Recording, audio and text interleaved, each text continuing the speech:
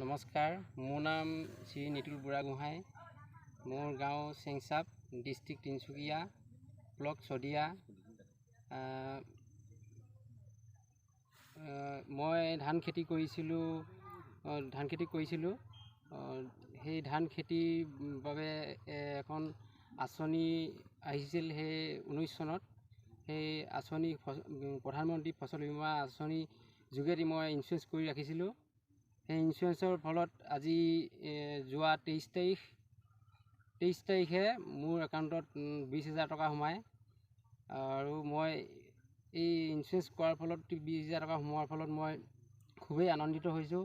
আৰু যিহেতু আৰু নতুনকৈ ইঞ্চুৰেঞ্চৰ বাবে ইঞ্চুৰেঞ্চ হৈয়ে আছে বৰ্তমান খেতিৰ ওপৰত, সেইবাবে সকলো ৰাইজে যাতে এই ইঞ্চুৰেঞ্চ কৰি ৰাখে। ইঞ্চুৰেঞ্চ কৰি থ'লে নিজৰ খেতিডৰাটো যদিও লোকচান হয়, সেই লোকচানৰ ক্ষতিপূৰণ পায়।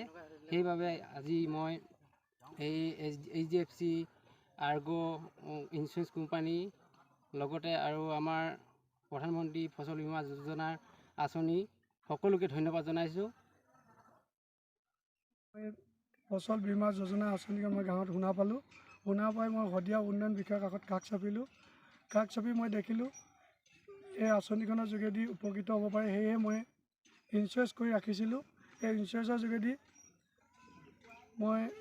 যোগেদি আজি 49,000 মোৰ একাউণ্টত সোমাইছে। আৰু কুণ্ডিল জিপিত আয়োজ্য কৰা এই প্ৰধানমন্ত্ৰী ফচল বীমা সভাত আমি নিমন্ত্ৰণ কৰি অনা বা আমাৰ এনি টাইম সহায় কৰা যিসকল আমাৰ ছিনিয়ৰ আছে বা আমাৰ যিসকল ডিষ্ট্ৰিক্ট এগ্ৰিকালচাৰৰ পৰা অহা যিসকল ব্যক্তি আছে, প্ৰত্যেকে মোৰ ফালৰ পৰা আন্তৰিক শ্ৰদ্ধা জনাইছোঁ তেখেতলোকে ইমান সময় দিয়াৰ বাবে। আৰু আপোনালোক আজি ইয়াত সময় বহি থকাৰ বাবে বা আমাৰ এই কথাখিনি শুনিবৰ বাবে ইমান টাইম বহি থকাৰ বাবে আপোনালোকক মই আন্তৰিক শ্ৰদ্ধা জনাইছোঁ। তো আমি যিখন আঁচনি প্ৰধানমন্ত্ৰী ফচল বীমা যোজনা, প্ৰধানমন্ত্ৰী ফচল বীমা এটা আঁচনি, যিটো আঁচনি কি আমাৰ আজিৰ ডেটত ঢেৰ আঁচনি আছে। তো আমি বহুতে পাহৰি যাওঁ এনেকুৱা এটা আঁচনি আছে য'ত নেকি কি হয় ইঞ্চুৰেঞ্চ কৰিব পৰা যায়। তো এই আঁচনিখন ভাৰত চৰকাৰ, অসম চৰকাৰ আৰু ডিপাৰ্টমেণ্ট অফ এগ্ৰিকালচাৰ, এই তিনিটা মাধ্যমৰ মাজত এই আঁচনিখন অনা হৈছে। এই আঁচনিখনৰ নামেই হৈছে আপোনাৰ কি, প্ৰধানমন্ত্ৰী ফচল বীমা যোজনা। তো প্ৰধানমন্ত্ৰী ফচল বীমা যোজনাৰ মেইন উদ্দেশ্য কি? একচুৱেলি এই মেইন উদ্দেশ্যটোৱে হ'ল যে যিবোৰ আমাৰ খেতিৰ লগত জড়িত সমস্যা এই হৈছে। তো এই আঁচনিখন কিন্তু কি হৈছে, অকল অসমতে কি হয় আপোনালোকে 1 টকা বা 100 টকাত কৰিব পাৰিছে, কিন্তু বেলেগ ষ্টেটত কি হৈছে এই আঁচনিটো কিন্তু যিটো এক্সুৱেল প্ৰিমিয়াম হয় সেইটোৱে দিব লাগে। তো এই আঁচনিখন আপোনালোকে কৰাৰ মেইন কাৰণটো এইটো যে আমি যেনেকৈ গাড়ী বাইক ইঞ্চুৰেঞ্চ কৰি থওঁ, আমি যেনেকুৱা গাড়ী বাইকখন কিয় ইঞ্চুৰেঞ্চ কৰোঁ, ছাৰে খুব ধুনীয়াকৈ কৈছে, আমাৰ ডিঅ' ছাৰে বা আমাৰ ৰহমান ছাৰে তেখেতলোকে ধুনীয়াকৈ এক্সাম্পল দি গৈছে যে আমি গাড়ীখন কিহৰ কাৰণে ইঞ্চুৰেঞ্চ কৰোঁ। বাইকখন চবৰে আছে, আজিৰ ডেটত চবৰ ঘৰতে বাইক বা গাড়ী আছে। ইঞ্চুৰেঞ্চটো কিয় কৰিব লগা হয় বা কৰিলেই পায় নেকি? ইঞ্চুৰেঞ্চটো কৰিলেই পোৱা যায় নেকি? আপোনালোক কোনোবাই জানে নেকি? আপোনালোকৰ কাৰ বাইক আছে কোনোবাই কওকচোন, ইঞ্চুৰেঞ্চটো আপোনালোকৰ বাইক বা গাড়ী ইঞ্চুৰেঞ্চ কৰাই থৈছে, কিয় কৰিলে পায় নেকি? নাপায়। কিয় নাপায়? যদি আপোনাৰ কিবা ক্ষতি নহয় তেতিয়া আপোনাৰ আপুনি একো ক্ষতিপূৰণ নাপায়। সেম তেনেকৈ আপোনালোকে যদি আপোনালোকৰ খেতিৰ ইঞ্চুৰেঞ্চখিনি কৰাই থয়, তেনে ক্ষেত্ৰত যদি কিবা ক্ষতি নহয় তেতিয়া কিন্তু তাৰ ক্ষতিপূৰণ নাপায়। তো এই আঁচনিটোৰ উদ্দেশ্য এইটো নহয় যে আপোনালোকৰ খেতিডৰা নষ্ট হওক বা আপোনালোকৰ খেতিখিনি নষ্ট হৈ যাওক, এইটো আঁচনিৰ উদ্দেশ্য এইটো নহয়। কিন্তু এইটো আঁচনিৰ উদ্দেশ্য হ'ল এটা সুৰক্ষা দিয়া, আপোনালোকৰ খেতিখিনি এটা কি সুৰক্ষা দিয়া। ডিঅ' ছাৰে যেনেকৈ কৈছে আপুনি জেওৰাখন কিয় দিয়ে, কিবা গৰু বা ছাগলী বা কিবা পশু যেন আহি নষ্ট নকৰে, এটা চিকিউৰিটি। এই চিকিউৰিটিয়ে চেম কি কৰে, এটা ইঞ্চুৰেঞ্চো দিয়ে।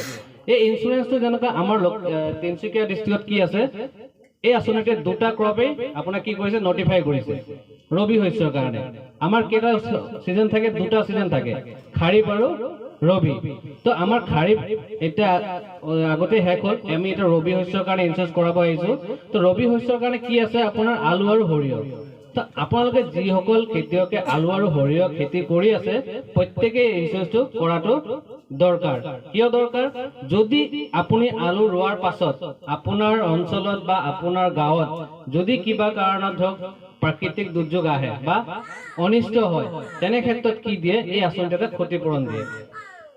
তো এই কাৰণে কি হয় আপোনালোকে প্ৰত্যেকে ইনসুৰেন্সটো কৰি থব লাগে এটা ৰহমান ছাৰ যেনেকৈ ক'লে যদি আপোনালোকে নিজে ডাইৰেক্ট কোনোবা এজন খেতিয়কে যদি এই আঁচনিটো কৰিব যায় বা ইনসুৰেন্সটো কৰিব যায় ইনসুৰেন্স কোম্পানীৰ ওচৰত তেখেতে 1 হেক্টৰ মাটিৰ কাৰণে কিমান দিব লাগিব 8,386 টকা দিব লাগে বাট আমাক কি কৈছে চৰকাৰে আমাক চৰকাৰে এইটোৱে কৈছে যে আপোনালোকে ফাৰ্মাৰৰ পৰা অনলি 100 টকাহে লওক ইমান দিনে কি আছিল 19-20 আমি যেতিয়া কৰিছিল তেতিয়া কিন্তু 1 টকাহে আছিল সেইকাৰণে কি হৈছিল বহুত মানুহে ইনসুৰেন্স কৰি পাহৰি গৈছিল যেহেতু 19ত কৰিছে 22ত পইচা পাইছে পাহৰি গৈছে কি আমাৰ ইমানেই আঁচনি আছে আমি আজি এইটো ফৰ্ম ফিলআপ কৰো এইটো ফৰ্ম ফিলআপ কৰো তেনে ক্ষেত্ৰত পাহৰি যাওঁ সেইকাৰণে বহুতে ভাবে কিহৰ পইচা সোমাইছে লক্ষীমপুৰত যেনেকৈ হৈছে বহুতে ভাবিছে কলা ধন আহিছে কিবা ধন আহিছে এনেকুৱা ধৰণৰ নিউজ ওলাইছে সো আমি এই কাৰণে ক'ব বিচাৰিছো আপোনালোকে ইনসুৰেন্স আপনি যদি 1 হেক্টৰ খেতি আলু ইনসুৰেন্স কৰাব যায় আপোনালোকৰ মিনিমাম যদি খৰচা হয়